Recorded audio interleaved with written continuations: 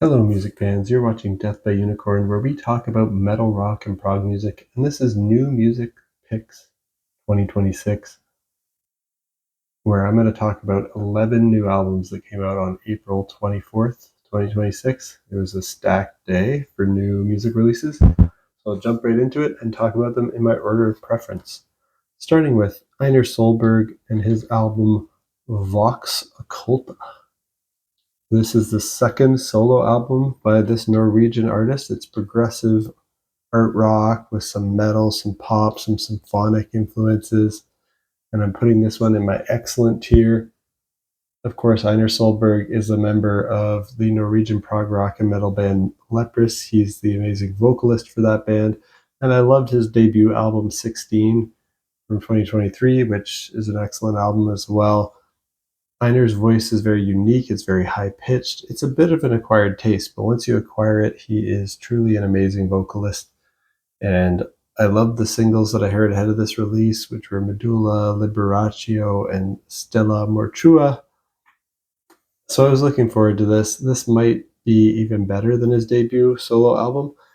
It's in the same ballpark. It's similar in style, very cinematic, very orchestral, has lots of build-ups and explosive payoffs with climactic vocal acrobatics, what you'd come to expect from Einar Solberg.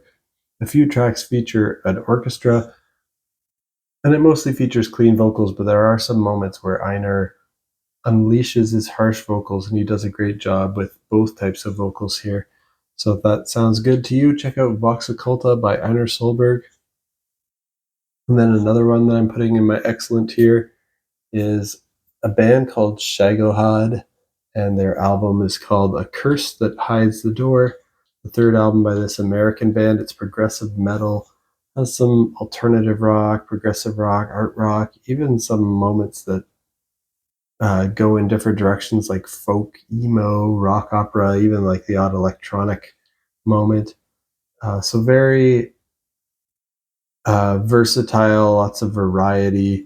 So I put this one in my excellent tier as it's a really interesting listen and I want to keep listening to it more and more. If you're a fan of the Deer Hunter, I think you'll like this. Or if you like Haken and Opeth, you should like this as well. It's kind of like the Deer Hunter, except it's metal, and there's the occasional harsh vocal. Though it does still primarily focus on clean vocals. The clean vocals remind me a bit of Ross Jennings from Haken. So if that sounds good, check out A Curse That Hides the Door by Shagohod. Next up, now we're dropping to my very good tier, and a lot of the other albums that I'm going to mention in this video, they're all very close in quality, so it's kind of hard to rank them. But I'm going to put Atreyu here with their album The End Is Not the End, the 10th album by this American melodic metalcore band. They've got alternative metal influences too. So I put this one in my very good tier. This is a band where I love their output from 2004 to 2009. Then they kind of went downhill for me after that, and I was hoping they could get back to their former glory here. And I'm happy to say this could be their best album since 2009's Congregation of the Damned. It's still not as strong as that album for me, or the three before it, but it's sitting solidly around the middle of their discography and quality, in my opinion, which is good to see because while their best material is amazing, their worst material in their discography is pretty bad. So I'm happy to see this isn't as bad as some of their career low stuff that they put out. Happy to see a bit of a return to form here from Atreyu with The End Is Not the End. It doesn't feature their harsh vocalist Alex from their glory days, but they've got I think it's the bass player now doing some harsh vocals, and he does a decent job here. But if you really are attached to the way Alex does his harsh vocal delivery, you're going to be missing that here. But still a good album if you like melodic metalcore that's very catchy and has big pop hooks, but also has some cool guitar moments and some good heavy breakdowns. Check out The End Is Not the End by Atreyu. Then I have Foo Fighters, who put out Your Favorite Toy, the 12th album by this American alternative rock band. They've got post-grunge, they've got hard rock influences. I'm also putting this in my very good tier. And similar to Atreyu, while not everything this band puts out is excellent, although I think the Foo Fighters has a bit more consistency and quality than Atreyu has, I love a lot of their albums. I think Dave Grohl's an excellent songwriter and performer. I have great respect for Foo Fighters, even though they do stay pretty accessible. They don't push boundaries too far. They have their sound and they do that again and again. But they do just make undeniably great songs. So I was looking forward to this album. And as I expected, the album's not a game changer of an album by any means, but it's solid and dependable, very good alternative rock album. It's not one of the best by Foo Fighters. It's probably one of their weaker albums, to be honest, from my perspective. But I think it's at least better than the Medicine at Midnight, which I feel is their weakest. Though still not a bad album. There's actually a lot more heaviness and hardcore influence on this new album, which makes it slightly interesting in a way to give it some edge that's not on all their albums. Though they've dabbled in that heavy and hardcore influence occasionally throughout their career, I think it's kind of interesting that they lean into it a bit more than usual on here. If that sounds good to you, check out Your Favorite Toy by Foo Fighters. And then I have the Amity Affliction with their album House of Cards, the 9th album by this Australian band. This is another melodic metalcore one. It's got some post-hardcore influences, so similar to the Atreyu album, I put this in my very good tier. I'm not a huge fan of the Amity Affliction, as I've only heard one of their albums before this, which was their last one from 2023, Not Without My Ghosts. And I thought that was very good, though I didn't go back to it much. I decided to check this out, hoping it can be even better, because I think this band has potential to make something excellent. And I'd say this is very similar to their last one, but their sound is growing on me more. Their clean vocals are catchy. They're kind of emo sounding, reminding me of Silverstein. And their harsh vocals are very metalcore. They remind me of Era. My favorite track currently is Heaven Sent. If you're a fan of bands like Vanna, Beartooth, Of Mice and Men, Era, and Silverstein, definitely check this out. That is the Amity Affliction with House of Cards. Then I want to mention At the Gates with The Ghost of a Future Dead, the 8th album by this Swedish melodic death metal band, also putting it in my very good tier. This is the first album they've released after the passing of their vocalist Thomas Lindberg. But all the songs on here feature Thomas on vocals as they were recorded before his passing. And the single I heard ahead of time, The Fever Mask, has a music video. It's a nice tribute to Thomas. And they're just a band where I've always liked what I've heard from them. They've never been one of my absolute favorites, though. But I thought their last album from 2021, The Nightmare of Being, was very good, and I was looking forward to hearing this. It's in a similar ballpark in quality and sound to their last one, so I put this in my very good tier as well. My current favorite tracks on the album are Dissonant Void and Parasitical Hive. Check it out if you like melodic death metal. Then, I mean, this is one of the kings of that genre. If you like stuff like In Flames and Soilwork, it's like that, except it's more, it's pretty much all harsh vocals, I think. There's not as much clean focus. The melody's more in the guitars. So if you want to hear like a pretty intense, heavy melodic death metal album, this is a good one for you. The Ghosts of a Future Dead by At the Gates. Now I want to mention an instrumental album by Plini called An Unnameable Desire. This is the 3rd album by this Australian artist. It's instrumental prog rock. Borders on progressive metal and gent sometimes. Some of the tracks are crunchier and chunkier with some more chugs, and others are lighter and more ambient and prog rock with some jazzy influences, even some math rock and some post rock influences from time to time. Yeah, this is a very good album as well. Plini's an amazing guitarist. His technical skills are, always off the charts. Instrumental music isn't my main thing, but when it's this good, I do have to check it out. The single, An Unnameable Desire, was very solid. The whole album continues that and is just a solid instrumental album, but I can't help but wish that there were some strong vocals on the album, and that I'd like it more if there were. And that's something I often feel about instrumental music, so it's not a knock on this. It might be more me than this. If you like this instrumental prog metal kind of music, it's close to top tier in that scene. It's only really surpassed by the greats of that style, like Animals as Leaders, Intervals, Chon, are really some of the only bands. I'm sure I could maybe think of some others that could rival Plini, but he's up there with those greats. So if you like that kind of thing, check out An Unnameable Desire by Plini.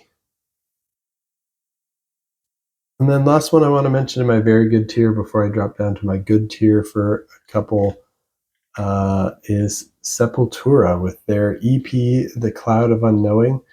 This is a new EP by this Brazilian band, and it's kind of thrash metal, kind of groove metal, death metal, alternative metal, even a bit of progressive metal in there, I think. And yeah, I put it in my very good tier. I've never listened to a full album by Sepultura before. I know they're kind of a big name in metal, but it's just a band that I never really got into. But the single I heard, The Place, was decent. So I checked this out. It's not really my main style of music, but I was pleasantly surprised by how much I enjoy this EP, The Cloud of Unknowing by Sepultura. If people know a lot about Sepultura, let me know down in the comments. If I like this EP, what's the best Sepultura album for me to check out? Like, are there others that sound like this, or is this kind of unique in their discography? I'd be curious to know where I should start if I want to check out their back catalog. Next, I want to mention Metric and their album Romanticize the Dive. 10th album by this Canadian indie rock band. They've got some new wave, post-punk, synth pop influence here. And I'm putting this one in my good tier. I've never become a huge fan of Metric, but I did think that their last album was very good, so I checked this out. I enjoyed the singles I heard from this album ahead of time, which were Victim of Luck, Time is a Bomb, and Crush Forever. And the whole album's good. It just didn't hit me quite as hard as their last album, so it's just on the cusp of between good and very good, and I bumped it down to good because I feel like it didn't hit me as hard as the last one. But if you like Metric, they're a dependable, catchy, well produced, well performed indie rock band, so check out Romanticize the Dive. Next, I want to mention Nuclear Messiah and the album Black Flame. This one is a debut album by this. It's kind of like a supergroup collaboration project. It's traditional heavy metal, hard rock, thrash metal, has some blues, progressive metal even, and some even maybe a little jazziness, but not too much. I put this in my good tier as well. And this is an all-star album. It features mostly original songs centered around the amazing guitar player Chris Poland, formerly of Megadeth. It features Rick Wakeman of Yes playing keyboards on the title track. Not the title track, the track called Nuclear Messiah, which is the band name, not the album name. But check out this album. If you're a fan of Deep Purple, I think you'll like this, or bands like Dio and Rainbow, with a little bit more grit, kind of leaning towards like a Megadeth. So it's kind of that Deep Purple, Dio, Rainbow kind of classic heavy metal hard rock with like a little bit of a thrashy edge, a bit of cinematic nature to it. It's a concept driven metal album, and it combines that thrash intensity, some progressive elements, classic heavy metal energy, and it brings together major names from across the metal world. And each artist featured on here plays a distinct role in the apocalyptic soundscape. So imagine Rust in Peace meets Holy Diver with elements of The Wall, This album's concept is set in a near future dystopia where technology, faith, and rebellion intersect, and Nuclear Messiah tells a story of destruction, revelation, and rebirth. And each track features a unique lineup of elite musicians chosen to match the emotion and intensity of that part of the story. So we've got, of course, Chris Poland from Megadeth is the lead guitarist and creative core here. Jazz-influenced thrash pioneer. He's the central creative figure.